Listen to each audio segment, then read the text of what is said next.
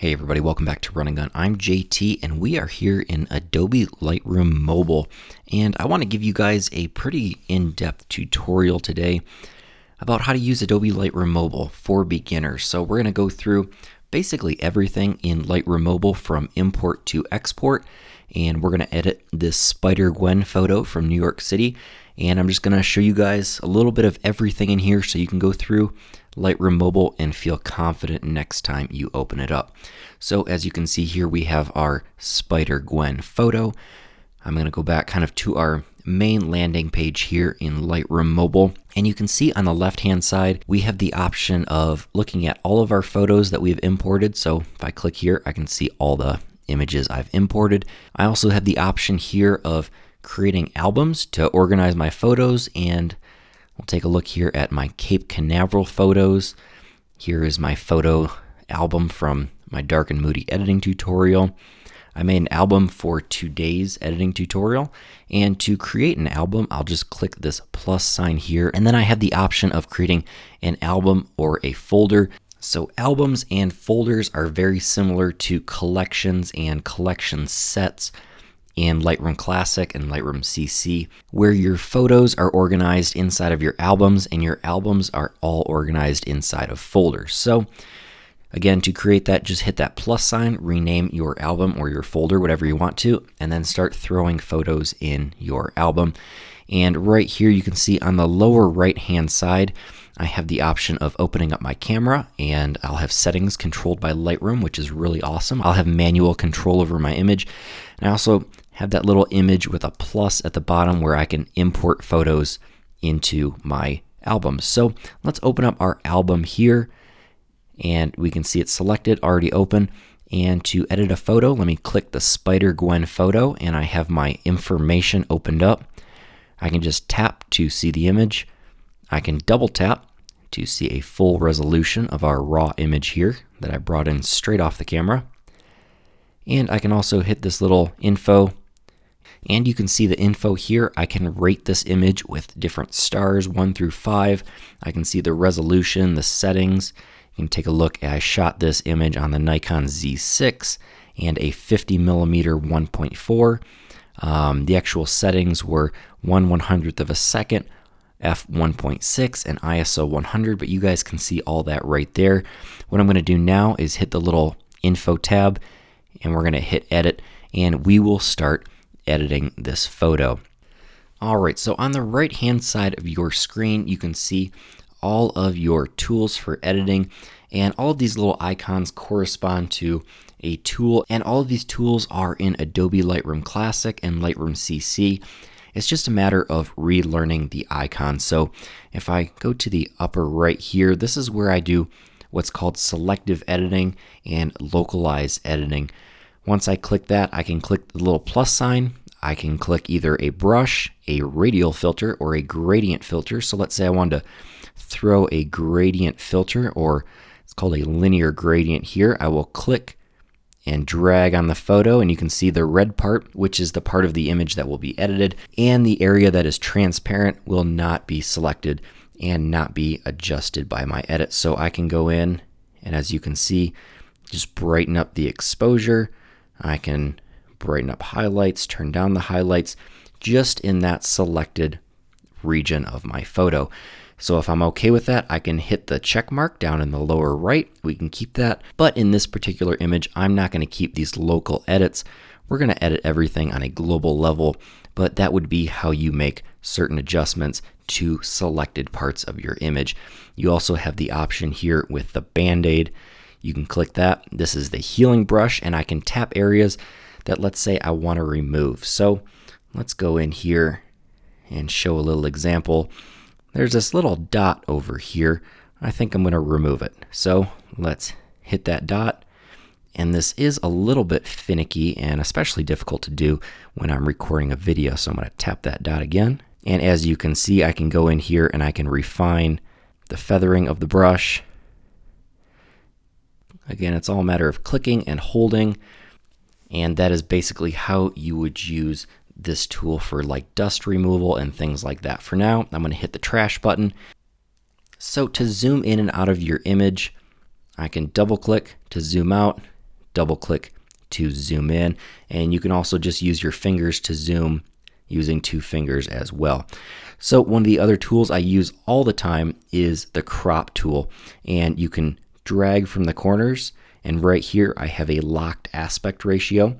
I can go in this upper right hand corner and select what aspect ratio I want. I can use the original aspect ratio I took with this image. In this particular case, I really like a 5:7. A 4:5 works pretty darn well on Instagram, but we have a little extraneous information there on the bottom. I also have the option of locking and unlocking my aspect ratio. If I unlock it, I can pretty much do whatever I want. You can see there. And then if I lock it, it is stuck to that ratio. We're going to go back to 5:7. I really like that. And we're not going to rotate this one. But to rotate, you just stick your finger at the bottom of the image and twist the image, and you will rotate your image. Or you can also go the outer bounds of the image and just kind of click and drag your finger. So that looks pretty good. I also have the option of rotating my image. Don't want to do that. Mirroring my image vertically and horizontally. But that 5:7 crop I think looks pretty good. Make a little minor adjustment. Hit the checkbox to accept that edit. There we go, and our image is cropped.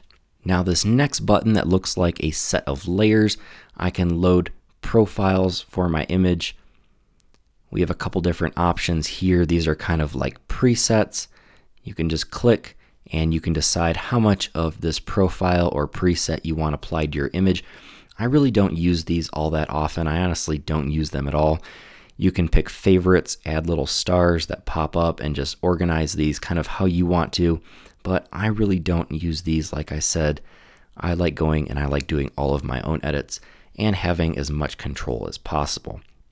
Now, the next little box we have here in our menu that I have highlighted here looks like a little photo with some funny little stars going on. You can see that is like an automatic let Lightroom decide what your image looks like, and I really am not a fan of doing that. What I'm going to do is I'm going to hit this little arrow up here at the top, which is undo settings, and I'm going to undo that little auto preset. So let's get into more of the presets that I use all the time and what you're probably going to be using all the time as well. So let's hit this little sun button to the side, and this is going to be our main settings menu with our exposure, contrast, highlights, all that fun stuff. So what I'm going to start by doing is the exposure is pretty low. I'm going to bring this up about 2.5 stops. Right there, looks good. We want our face to look nice and bright because, as always, the subject of this photo is the face. We will also turn up our contrast, which essentially separates our lights and our darks and gives you an image that really pops off the page. And in this particular image, you can see if I slide our highlights down, you can see the very bright parts of our image get turned down a little bit, and I get a little bit more detail and a little more saturation and color in our highlights. So I'll turn that just about negative 84, 85-ish. And then I want to bring out the details in my shadows as well, and you can see what the shadow slider does right here. We'll bring this up to about plus 60, 70. That looks good for right now. And remember, as you're editing, not everything will look good instantly, but just kind of play around with things. I always try and get a flat image to work with and then start adding in contrast later. So next we'll look at our whites and our black values.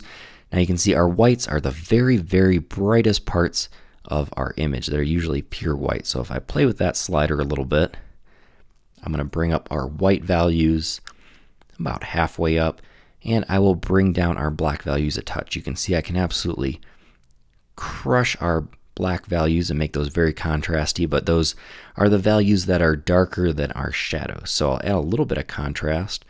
Let's go negative 20 or 30. That looks pretty good. So here is our before after. If I hold down on the image with my thumb, and if I let go, here is the edit that we have so far. So we're getting close. It's looking pretty good so far. Let's go in and let's see what curves do, and let's see if our tone curve can add any value to this image. So I'm going to click curve right here at the top, and you can see this nice straight line pop up with these dots. If this isn't the way your curve looks, make sure you go ahead, and you probably have this little swirly with a circle on the right hand selected. Go ahead and select this RGB circle on the left, and you will see these points pop up on your curve. That way I can lift up individual points on my curve. You can see the left, this controls my shadows. I can lift my shadows, bring my shadows down, and up here in the upper right, if I bring this down, this is my highlights. So I want to create a nice little S curve, add a little bit of brightness to our highlights. I'll create a point in the middle just by clicking and dragging right there. And then I'm going to raise up our shadows a touch and then crunch them back down. And if you don't like a point on your graph, you can just tap the point and it will be deleted. So this is looking pretty good. I'm happy with that curve. I really like that Lightroom lets you see the image that you're working with and see the edits right here as you're playing with your curves. So that looks pretty darn good. When I'm done, I'll hit done up there in the upper right. I can also mess with my reds. If I want to add some green to that image, I would turn my reds down. That actually looks pretty cool. If I want to add some reds to the image, I can turn my greens down. But for now, I'm going to undo, undo, undo, tone curve change, and just keep hitting that undo, and then I will click done. So those are the tone curves and exposure adjustments in our light tab over on the right, or our light tool. Let's move on to our color tab over here on the right hand side. And you can see we have our automatic settings that were applied in camera. I'm going to play with our white balance a little bit. I can make our image very warm, very cool just by playing with this slider. And I'll usually come back and play with this setting a little bit later. It's feeling a little bit warm, so I'm going to add some magenta tones in here just a little bit, and probably warm the image up just a touch right now. Our image is also looking a little bit saturated, so what I'm going to do is I'm going to turn our saturation down about halfway, because it's looking a little bit crazy, so much color right now. And I might turn up our vibrance a touch. And the difference between vibrance and saturation is pretty simple. Your vibrance will be more of a smart tool, and your vibrance works to add saturation in a very limited and controlled amount. So if I turn up my saturation all the way, it's not clipping and it protects my skin tones from clipping. If I were to turn up my saturation all the way, that just looks horrible. All these colors are clipping, it looks like mush, and saturation just evenly cranks up the colors in your entire image. We don't want to do that. We want to just crank up our selected colors that we want. And again, vibrance will affect other colors and try and bring things up evenly so that your skin tones aren't clipping. I can also go up here, I can select different presets for white balances. I can go and I can hit this little selector tool if I wanted to find a neutral gray area of my image and select that, but otherwise I don't really want to use the eyedropper. I want to keep my custom tool, and I also have a black and white box up here. I can check if I want to do black and white, but I think color is really important to this image in particular, so I'm going to leave that the way it is. We do have another very important part of this menu in our color tab, and that is this mix button right here. Now mix is the equivalent of hue, saturation, and luminance, or your HSL sliders if you're familiar with Lightroom Classic, and we are going to make some edits in this particular tab, and this is really helpful for making edits to individual colors of your images. So what I'm going to do is I'm actually going to turn the saturation of the red down a little bit. And right now we will just mess with saturation. So I'll go to my orange. I'm also going to turn down the saturation of the oranges a touch. They're really hot. I'm going to go to my greens, turn those saturation bits down a little bit. I skipped yellow. we'll turn yellow up a little bit. I don't want to lose my skin tones. Now we can go to our aqua or cyan. I'll turn up the saturation a bit. Go to our blues, which I will also turn up just slightly. And that is good for saturation. Let's take a look at our hues now. Let's go back and start with red. Our red hues are good. I think our orange hues are good. This would be if, let's say, I wanted to change my orange hues and make them red or make them yellow. You got to be careful when you're playing with skin tones. You don't want to mess with those too much, especially the reds, the oranges, and the yellows. You got to be very careful with hue. But for my greens, I'm going to move those a little bit towards the blue. That looks good. Move my cyans or aquas towards the blue. That looks good. And I'm going to move my blues back towards the cyan. And you can see in those neon lights and those neon reflections kind of what that's doing. I want to crank those back towards the cyan. And we are getting pretty close to our final image. Take a look at our purples, and we will leave our purples alone. Those look good. But we have our magentas, which I will add a little bit of a reddish hue to our magentas. You can see we can go purple, which I'm not a huge fan of the purple. We might come back and edit that, but I'm going to go more towards the reddish pink with that. So I also have this little selector tool up here where I can select the hue, the saturation, and the luminance. And with this targeted selection tool, I can click on my image and drag up and down. And you can see here I'm messing with my hues of the point where I selected. And I can do the same thing with saturation. Let's say I select a purple part of the image. I can bring the saturation of my purples down. That looks kind of cool, like a selective color image. Or I can click and drag with my finger back up, which I want to go back to 0. Let's deselect our targeted adjustment. Let's hit done.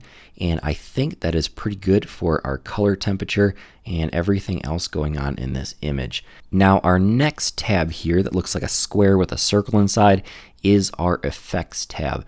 Now these are things like texture and vignette that you usually like to add when you're basically done editing your image, and this is like the icing on the cake. So I will add a little bit of clarity. You can see here if I add too much clarity, that just doesn't look good, and if I take the clarity away, that's very soft. So I'm going to add a touch of clarity. About 20 looks good.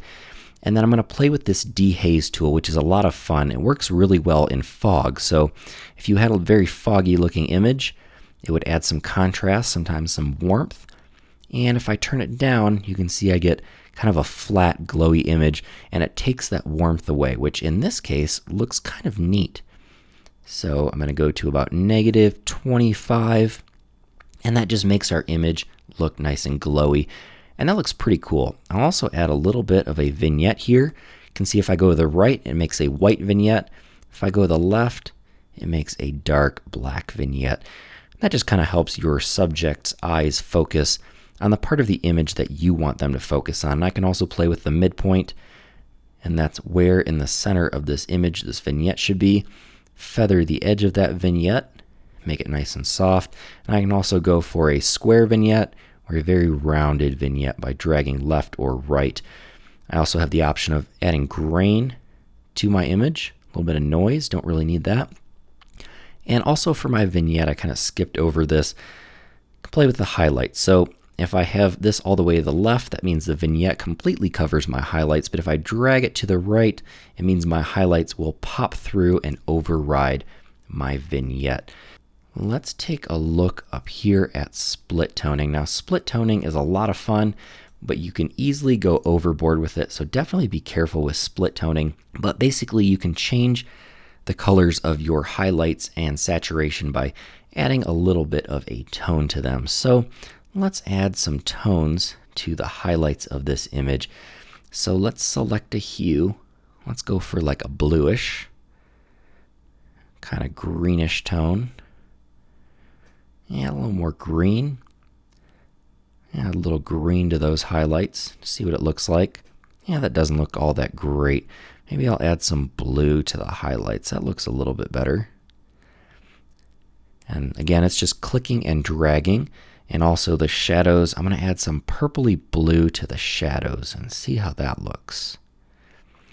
about 220-ish. And just a little bit of saturation. And with the balance, I can go left or right, and that's how much either shadows are being affected or your highlights are being affected, either more or less. And I really don't use that balance tool all that much. But again, you can crank these, go way overboard, have a lot of fun with this, or you can do it just very subtly, which I like a lot more. And when I'm done, just hit done. And that's pretty much everything for our effects tab over here. Now my next tab here that looks like a triangle is going to be my detail, which means my sharpening, my noise reduction, and I always like to zoom in to 100% when I'm doing this so I can basically see exactly what I'm doing. And I always like to turn up my sharpening a touch. I want to bring out the detail in the eyes especially. Look at how sharp and how nice that looks. Our detail is our very, very fine sharpening. Turn our detail up a little bit. And radius is interesting. This works the same way as it does in Photoshop and in Lightroom Classic. If I turn up a larger radius, my sharpening affects a larger area. And having a radius of 3 usually looks a little contrasty and a little fake. I usually like to keep my radius at 1 pixel or 0.9, 0.8. Anything close to 1 usually looks the best. Masking. Now, this controls what parts of your image are being affected by the sharpening. If I go all the way to the right, nothing is being affected by sharpening. If I go all the way to the left, everything is being affected by the sharpening. And in the middle, you can play with it. Every image is going to be a little bit different, but the areas of contrast are going to be sharpened first. And again, the farther I move the slider to the right, the more picky Lightroom gets with what is sharpened. So next down here we have noise reduction. So if I turn noise reduction all the way up to 100, we're kind of going to lose out on some of our sharpening that we spent all that time doing. You can see how soft the image gets, but I usually like to put noise reduction maybe around 8 or 10 just to get rid of some of that noise. And I rarely use color noise reduction or any of these detail or smoothness sliders.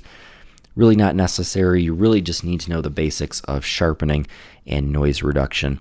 And that is basically it for that tool. Let's double click our image again. Let's take a look at the before and take a look at the after. And we've come quite a long way. We can hit our optics tool right here on the right, and we can remove chromatic aberration. We can add or remove lens corrections, and that will be automatic dependent on your camera. So chromatic aberration, you can see it a little bit here. It's when light is split up into its different colors. That usually happens around the edges of things like glass or sharp objects. It happens around lights when you start seeing purple and green, halos, glows, interesting things. And this little switch will do a quick automatic adjustment and correction of that. I don't use it all that often. Usually don't see it in mobile photos very often, and it's just a nice little effect to have. Now this next tool below optics will be our transform tool, and here I can play with lens distortion, and I can actually do manual lens distortion and both fix or add more distortion as I see fit. I prefer to use this over our optics tab and letting Lightroom automatically fix things. I usually turn that off. And if I really need to fix lens distortion, I will come in here and I will do it manually by myself. And again, it's just clicking and holding and dragging. I can also constrain crop, which means if I really go in and I fix this distortion like that, you can see Lightroom automatically crops my image based on how much lens distortion that I got rid of, which is an absolutely awesome smart tool that Lightroom does. Now you can see this cross up here in the upper right. I can click, I can add points, and I can transform and distort my image based on a grid that I lay out. I find that's very slow, at least for me personally on my phone. So you guys can mess with it if you like to, but I almost never mess with that. Now you can see these little circles to the right over here. These are our presets that we can play with. So I have a couple old presets from some images I was playing with. You can add those to your image if you happen to save a preset in Lightroom. But I think now I'm going to go back. I'm going to make some minor adjustments. Those were basically all of the tools that you really need to know to get to use Lightroom Mobile and to be very competent with it. I can also undo everything. I can reset everything I've done since I've opened the image today, but that's just a nice little thing to have. I will make some other little minor edits. Now that you guys kind of understand how Lightroom works, I can buzz through a couple of these edits and just do some minor things, and you guys will kind of understand what I'm doing here in Lightroom Mobile. So again, maybe I will add a little bit of an artistic look to this after I'm all done. Again, it's one of those icing on the cake kind of things. You don't have to use it, but maybe it adds a little pop or a little something when you're done. So remember when I said I would come back and mess with my color balance later? I'm going to come back and mess with that now. Look at that, it looks pretty neat. Adding some cool temperatures to this image.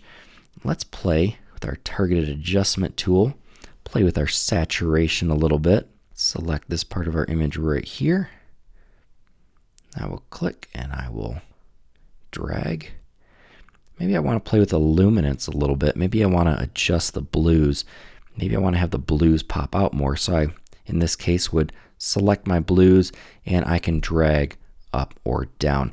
But I think this is looking pretty darn good. Black and white even looks pretty good once we've added some contrast. And maybe I'll play with my contrast a little bit more. Add some more contrast. I do like that. Play with the exposure a touch. Add a little more brightness to this image. I do want to make my whites pop a touch more, but I think that looks pretty neat right now. I love the way the flares look with that prism. I love the way the contrast looks, and I love the way the color looks. But if you're just getting it started in Lightroom, this should get you on your way to being able to essentially mess with all the sliders. And a lot of Lightroom is trial and error. Figure out what works, what doesn't, what you like to see, what you don't like to see in your images. Figure out an editing style, but I think this looks pretty darn cool. It's pretty close to the edit that I did in Lightroom CC on my desktop. It looks nice and sharp. Lightroom Mobile is pretty powerful and can edit an image pretty quickly and pretty accurately, and it looks pretty darn good. So I'm very happy with the way this turned out. But that is all for this Lightroom tutorial. If you guys like these tutorials, be sure to hit that like button. Let me know down below in the comments if there's a specific look that you're looking for. If you want to see some other Lightroom tutorials, be sure to check out my Lightroom playlist. And as always, subscribe to the channel for my upcoming videos. So that is all for this video. If you did learn something, be sure to share this with your friend. Let me know what you learned down in the comments. And until next time, get out and go shoot.